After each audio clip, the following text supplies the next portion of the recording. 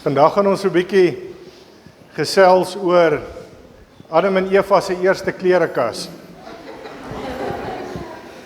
Stuur hom so af en rond, die van julle wat nog nooit 'n vye boom of 'n vye blaar gesien het en 'n vytjie nie, hoe hy in die natuur lyk nie.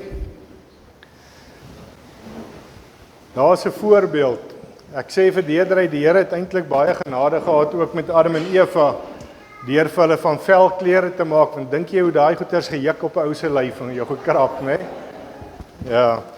So vandag gaan ons gesels oor vye bome.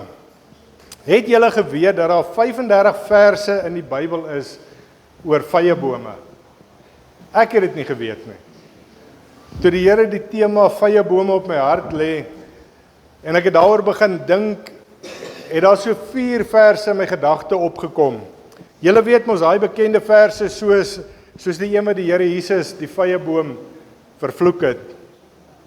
So ja, my verbasing is baie groot toe ek 35 verse in die Bybel kry. Ons gaan daarom nie vandag oor al 35 gesels nie. Ons gaan net oor so 'n paar gesels wat die Here vir ons as 'n gemeente wil uitlig. Hier is die belangrikste simboliese betekenis van vye bome. Die eerste is, dit is 'n simbool van Israel. Die vye boom word oor die algemeen gesien as die boom van die volk van Israel. Ons lees die heel eerste keer van die vye boom daar in Genesis, toe Adam en Eva ontdek het, hulle is naak, hulle is kaal, en hulle het vye blare aan mekaar gewerp om hulle naaktheid te bedek. Daar in Genesis 3 vers 7. Die vye boom word dikwels gebruik om die volk Israel te verteenwoordig.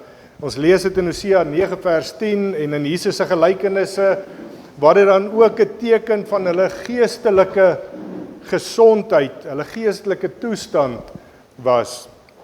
Die vye boom word ook in die Bybel gebruik as 'n simbool van vooruitgang, van sukses, van sekuriteit. Vir iemand om onder sy eie vye boom te sit, was geag gewees as die toppunt van vooruitgang en van vrede. Vye bome groei natuurlik nie oornag nie. Dit vat jare se toewyding. En dis waarom dit 'n eer was. Dit was eintlik, jy kan sê, 'n toekenning gewees wanneer 'n goeie tuinier se boom so groot geword het dat hy onder hom kon sit en in die koelte van daai boom kon wees. Vir jare was die volk van Israel uit hulle eie land verban en het hulle in vreemde lande gewoon as straf. Dis waarom om onder jou eie vye boom te sit gesien word as 'n seën, 'n vorm van seën en sekuriteit. In 1 Konings 4:25 lees ons om onder jou vye boom te sit, en dit is 'n Ou Testamentiese uitdrukking wat dui op 'n tyd van vrede, van veiligheid en van materiële seën. Vandag kan ou amper sê dis soos om in jou lazy boy te lê onder die airconditioner, né? Ja, maar nie almal van ons het lazy boys en aircons nie. Dit is ook 'n eindtydteken. Later gebruik Jesus dan ook die vye boom as simboliek in die laaste dae wat kom. Ons lees daarvan in Matteus 24 vers 32. In Openbaring 6:13 word daar weer na die vye boom verwys tydens die 6de seël se oopmaak en die 6de seël se oordeel in hierdie wêreld. In Markus 13 vers 28 en 29 word die bot van die vye boom gebruik as 'n gelykenis van die naderende somer en die koms van die koninkryk van God, wat dikwels gebind word met die tekens van die laaste dae. 'n Gesonde vye boom wat vrugte dra verteenwoordig geestelike volwassenheid, lewe en seën. Die omgekeerde is ook waar. As ons gaan kyk na die gedeelte van die onvrugbare vye boom, en dis waar ons bietjie gaan gesels vandag, en dit simboliseer 'n boom sonder vrugte, en dit is ook 'n teken van 'n gebrek aan opregte berou in ons geestelike lewens. So ek gaan vir ons lees Lukas 13 vanaf vers 6. En hy, dit is Jesus, het hierdie gelykenis uitgespreek. 'n Man het 'n vye boom gehad wat in sy wingerd geplant was, en hy het gekom en vrugte gesoek en niks gekry nie. Toe sê hy vir die tuinier: "Kyk, 3 jaar kom ek al en soek vrugte aan hierdie boom en ek kry niks nie. Kap hom uit. Waarvoor maak hy die grond nog onvrugbaar?" Maar die tuinier antwoord en sê vir meneer, laat hom nog hierdie jaar staan, totdat ek om hom gespit het en misgegooi het. As hy dan vrugte dra, goed, maar as hy nie vrugte dra nie, dan kan u hom die ander jaar uitkap en klaar kry. Interessante feit is dat vyebome en wingerde dikwels saam geplant was. Ons lees dit in die Ou Testament, ons lees dit in die Woord en die Nuwe Testament ook. So dit het gewys dat hierdie twee saam groei, saam verhoudings het. Ons lees in Joël 1 vers 7, dit het my wingerdstok verwoes en my vyeboom versplinter. Ons lees verder ook in Joël 1 vers 22 en 2 vers 22, waar ons kan lees dat hierdie twee saamgeloop het en beide van hulle het geestelike betekenisse, die wingerd en die vyeboom. Baie keer plant ons plante saam op een land, want hulle vul mekaar aan.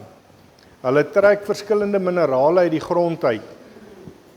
Baie keer jy sien mense plant 1 jaar mielies en die volgende jaar boontjies byvoorbeeld, want dit is om die grond af te wissel. Nou so in daai tyd ook, het hulle baie keer vyebome en vrugteboorde geplant en in wingerde, want dit het saam geloop. Nie net het dit saam gegroei en 'n aanvulling gegee vir mekaar nie, maar dit dui op geestelik loop dit ook saam en elkeen het 'n ander betekenis. Nou Jesus vertel vir ons dat die man kom vye soek het aan hierdie boom en dan beskryf hy die eienaar se teleurstelling.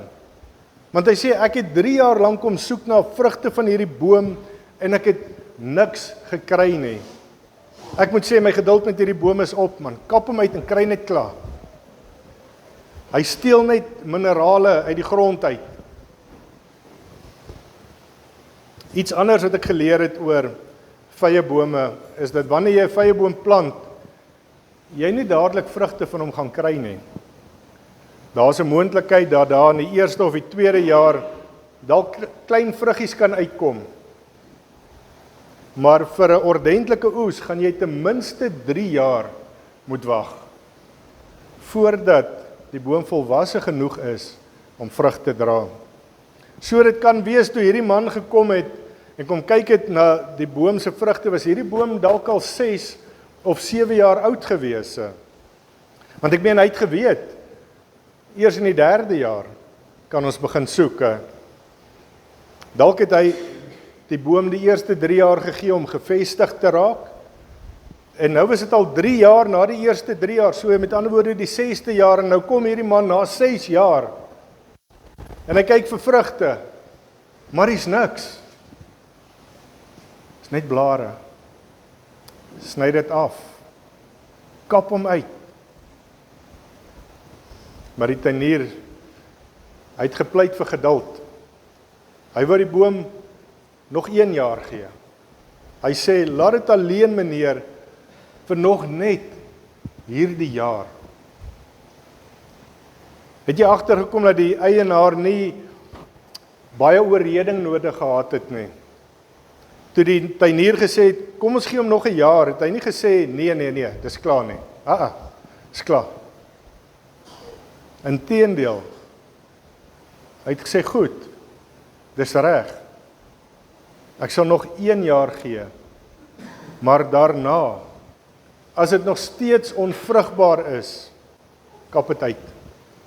Want verder is hierdie punt, kan dit nie gaan nie. Want dit sou swak boerderybedryf gewees het om die vyeboom verder te laat groei. Want hierdie boom vat uit die grond uit. Hy maak die grond onvrugbaar. Hy trek die krag uit die grond uit. Daar kan iets gestaan het wat vrug dra. Daar kan iets geplant word wat waarde gee. Elke jaar wat hierdie boom onvrugbaar bly, is 'n verlies vir die eienaar. Die ander vrugtebome in die wingerd ly daaronder. Want daai minerale en daai krag wat hulle kon kry, verloor hulle vir 'n nuttelose boom. 'n Boom wat niks beteken nie. Nog 'n interessante feit rondom 'n vyeboom. Hoekom word spesifiek 'n vyeboom gebruik as 'n voorbeeld? Onthou julle die vyeboom is 'n voorbeeld van Israel. In Jeremia 24 lees ons oor die profeet se visie van die 2 mandjies met vye. Elke persoon in Israel is gesimboliseer deur hierdie vye. Soms word Israel uitgebeeld as so 'n olyfboom en soms 'n wingerdstok, maar hierso as 'n vyeboom. Hoekom? Omdat die vyeboom so ontsettend vrugbaar is. 'n Vyeboom kan in die lente, in die somer, in die herfs en selfs in die winter vrugte dra. Vir 10 maande in 'n jaar kan 'n vyeboom vrugte gee. Ken julle nog 'n vrugteboom wat dit kan doen? Niks. Vir 10 maande lank kan hy vrug gee. En in hierdie gelykenis het die Here Jesus die vyeboom gekies as 'n beeld van Israel, want dit wat die mees vrugbaarste moet wees, is die onvrugbaarste. Laat dit jou begin bietjie dink na ons as Christene vandag. Die ander ding wat ons sien in ons gelykenis is dat die vyeboom nie net 'n ekstra jaar gegee was nie. God gee nie net nog 'n kans nie. Hy doen iets opbouend, want gedurende hierdie ekstra jaar gaan die tuinier die grond omspit, laat die water makliker by die wortels kan kom en hy gaan ekstra bemesting gee. So 'n bietjie ekstra effort insit in hierdie boom in. So dit wil sê God doen iets baie spesiaal vir Israel. Dit beteken hy gee vir hulle 'n hele emmer ekstra genade. Hy gee vir hulle ekstra guns. Dis nie net dis klaar nie en julle moet maar op julle eie aankom nie. Ek gee iets ekstra om te help. Die vyeboom in die gelykenis was veronderstel om vrug te dra. Dit was geplant vir daardie spesifieke doel, maar dit het nie vrug gedra nie. Hoewel die boom nog 'n kans gegee was om vrug te produseer, was die kans daarvoor nie baie goed nie. Heel waarskynlik sou daar nie vrug gewees het nie, want 6 jaar al het die boom niks vrugte gehad nie. Om realisties te wees, ek dink dit was eintlik onmoontlik dat hierdie boom wel sal vrug dra. Daarom is iets spesiaal met hierdie boom gebeur. Ons kan dalk sê dat daar 'n nuwe geboorte, wedergeboorte met hierdie boom sou plaasvind. Die ekstra moeite wat die tuinier sou insit, moes eintlik 'n wonderwerk laat gebeur vir hierdie boom, dat hy kan vrug dra. En hier begin ons die idee kry van bekering, dat bekering hand aan hand loop met vrug dra. Bekering en vrug dra loop hand aan hand. Jy sal weet deur die effek wat daai bekering het op jou lewe. Hoe ken jy 'n bekeerde? Hoe sien jy 'n kind van die Here wat werklik sy lewe omgedraai het? Hy sal vrug dra. Daar's 'n hart wat verander is. Daar's 'n hart wat weggedraai het van sonde. Daar's 'n verandering in daai persoon se lewe. 'n Ander gedeelte wat beklemtoon dat ons moet vrug dra is in Johannes 15 vers 8. Hierin is my Vader verheerlik dat julle veel vrug dra en julle sal my disippels wees. Vrug is iets waarna die Here soek. God het die vyeboom geplant sodat dit vrugte kan voortbring. Die Here wil hê ek en jy moet ook vrugte voortbring. Wanneer ek en jy ware disippels is, dan dra ons vrug. Wat is die rede hoekom ons vandag by hierdie verhaal stil staan? Onthou, God het die hele wêreld geskep. Hy het beveel dat dit moet vrugbaar wees en moet voortbring na sy soort. 'n Vyeboom kan net vye voortbring. Jy kan nie perskes gaan pluk aan 'n vyeboom nie. Maak nie saak hoe grand jy dink jy is nie. Daar is nie. En daarom moet ek en jy kyk na wat se vrug ons dra. Want die Here wil van my en van jou ook verwag hy om vrug te dra. Dra ek en jy vrug in die wêreld? En wat se vrug dra jy? Dra jy die vrug van die vlees? Galasiërs 15 vanaf vers 29. En die werke van die vlees is openbaar, naamlik oorspel, hoerery, onreinheid, ongebondenheid, afgoderry, towery, vyandskap, twis, jaloersheid, toornigheid, naaiwer, tweedrag, partyskap, afguns, moord, dronkenskap, brassery en dergelike dinge. Is hierdie die vrug in jou lewe vanoggend? As jy eerlik is en jy gaan staan daar in die spieël en jy kyk, wat sien jy? Wat sien die mense om jou? Sien hulle iemand wat al ewig afgunstig is? As jy iets nuut kry, dan is hierdie persoon, ag, dis nie so grand nie, myne is beter. Afguns. Wat van tweedrag, partyskap, die heeltyd verdeeldheid begin probeer bring tussen mense, dat almal net moet dink, ek is die beste. Wat se vrug het jy? Of draai jy die vrug van die Gees? Maar die vrug van die Gees is liefde, blydskap, vrede, lankmoedigheid, vriendelikheid, goedheid, getrouheid, sagmoedigheid, selfbeheersing. Wat dra jy vanoggend? Wat dra jy? Wat se vrugte hang aan jou? Wat se boom is jy in hierdie oggend? Onthou, die vrugte wat ons dra, is vir ons in ons persoonlike lewens ook. Dit verryk ons, dit versterk ons. Die vrug van ons arbeid is, hoe gebruik ek my gawes, hoe gebruik ek my talente, hoe bedien ek die gemeente, hoe bedien ek die kinders van die Here, hoe bedien ek hulle wat kerkloos is, hulle wat nie die Here ken nie.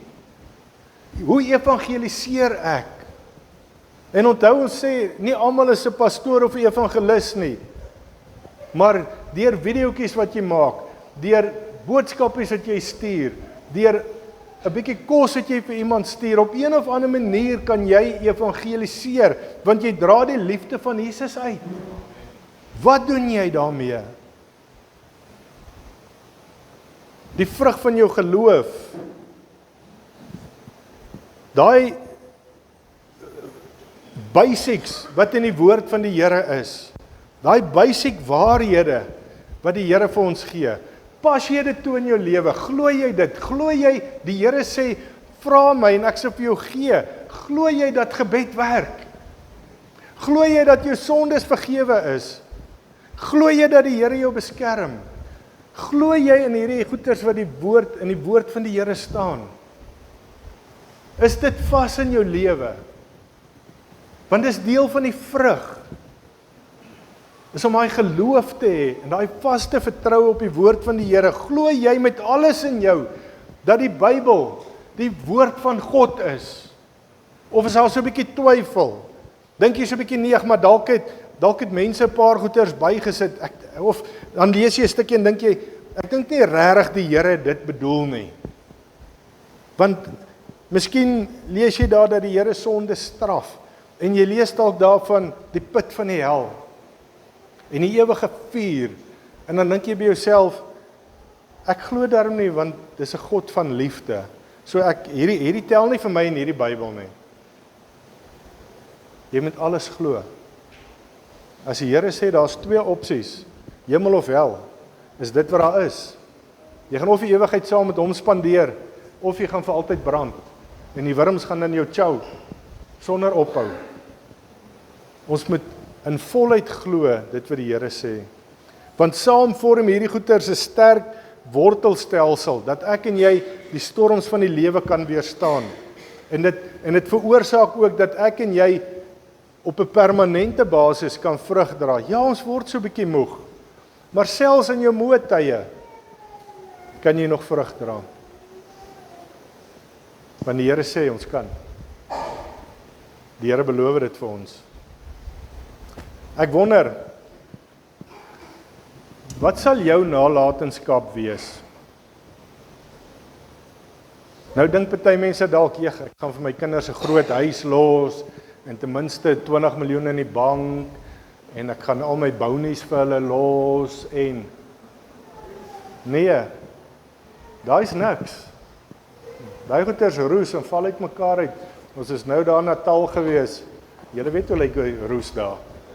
Nee, ons het daar een stoel gehad, ons daai ding so optel, toe val uit mekaar uit, toe lê daar so 'n hoop roes. Daai goeders hou nie. So wat 'n nalatenskap hou, is die vrug wat jy dra. Dit wat jy dra vir die Here. Wat 'n boom is jy?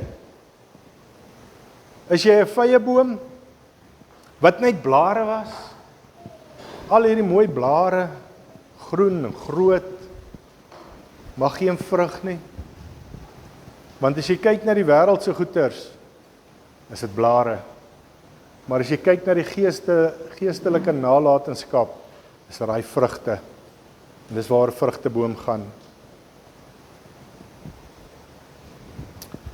Onthou een ding, en ek sluit af met hierdie stukkie. Jesus het die vyeboom vervloek wat blare gehad het en geen vrugte nie, Matteus 21 vers 8. Dis hard, né? Die Here het gaan vrugte soek, vye soek. En dit was nie tyd vir vye nie. Maar hy het geweet daar kan voorvye gewees het. Klein vytjies. Of was daar net 'n bietjie vrug? Maar daar was geen vrug nie.